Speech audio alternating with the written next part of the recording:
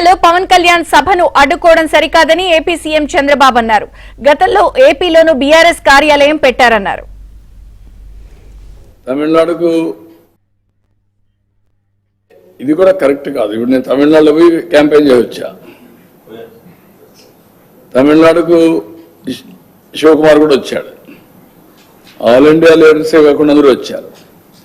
అక్కడ కాంగ్రెస్ పార్టీ ఉంది, BRS party ఉంది. బీఆర్ఎస్ మొన్నటి నేషనల్ పార్టీ ఆంధ్రలో కూడా యూనిట్ పెట్టారు. ఎందుకు మాట్లాడతారో నాకైతే అర్థం కావడం లేదు. వీళ్ళు కరెక్ట్ కాదు.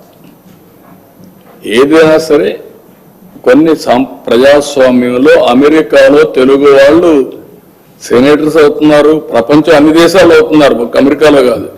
ఎవడైతే బెటర్ సర్వీస్ చేస్తారో వాళ్ళు ఆటోమేటిక్గా అవుతున్నారు. ఆస్ట్రేలియాలో అవుతున్నారు, యూరోప్లో అవుతున్నారు, అక్కడుండే రాజ్యాంగ ప్రకారం లండన్లో అవుతున్నారు.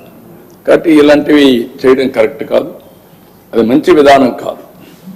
పోటీ పడవలసింది ప్రజా చైతన్యంలో పోటీ పడాలి, ప్రజలకు మెరుగైన సేవలు అందించాలి, వాళ్ళని ఎంపవర్ చేయాలి.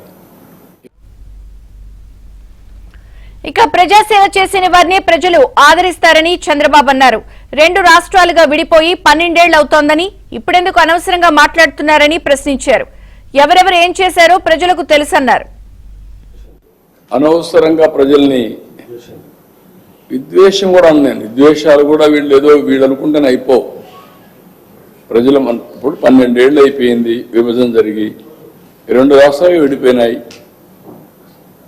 ఎవరెవరు ఎంత కాంట్రిబ్యూట్ చేశారో అక్కడే ప్రజలకు తెలుసు.